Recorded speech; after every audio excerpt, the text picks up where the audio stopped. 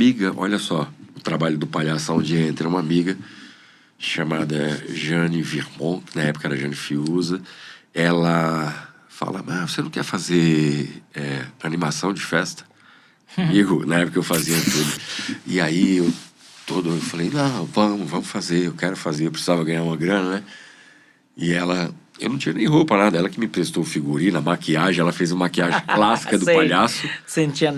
E lá vou eu fazer a primeira animação de festas.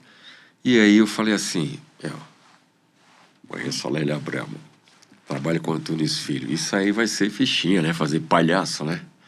Aí caí na primeira animação de festas. E a surpresa, eu não sabia o que fazer. Eu não sabia por onde começar, não tinha repertório, não tinha nada, né?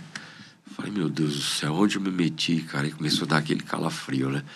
Aí eu lembrava das lições do Antunes, né? Quando você não sabe o que fazer em cena, respire, oxigênio o cérebro. Aí começava a respirar.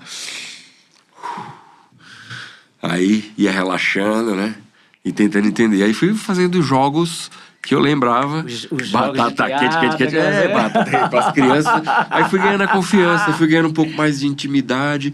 Aí pedi nome. Aí, à medida que eu fui fazendo, fui ganhando mais confiança, né? E fui descobrindo, fui criando repertório para poder começar a criar o meu primeiro palhaço, que chamava Palhaço Melão, o nome dado pelas próprias crianças. Como é que nasceu, então, o Charles e o... Não posso dizer que morreu o Melão, mas como é que foi essa transição de Melão para Charles? E hoje você acha que o Charles é melhor pela vivência, pela vivência mesmo do ator, do artista Alessandro, pelo repertório de vida que ele tem?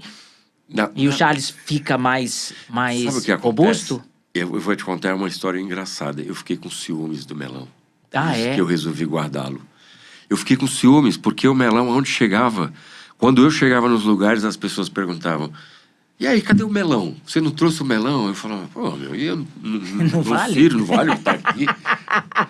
E eu comecei, porque o Melão, eu diria que é a minha referência mais forte de onde eu vim, da Paraíba, porque ele era um palhaço mais popular, com roupas coloridas, sapato fino, bengala torta, chapéuzinho na cabeça assim, o repertório que ele usava, o que ele gostava de música, Cartola, Noel Rosa, poesia de repente, aquelas poesias, ele gostava de tudo isso.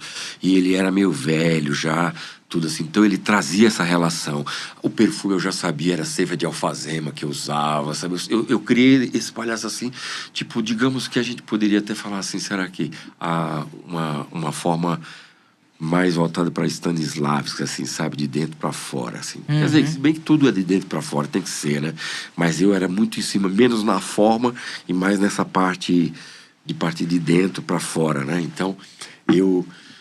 criei o Melão a partir disso. Uhum. E ele era tocante, ele era um palhaço lírico.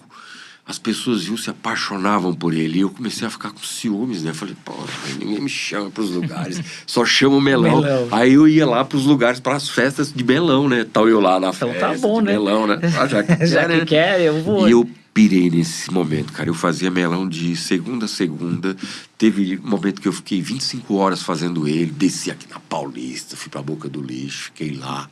Andei por toda a cidade, andava com ele. Onde andava, jogava com as pessoas na rua. Eu jogava direto com ele, assim. Foi o momento que eu mergulhei de cabeça, assim, na palhaçaria. Eu fazia ele, quase dormia de palhaço, juro. Era uma coisa inacreditável. Eu entrei muito de cabeça.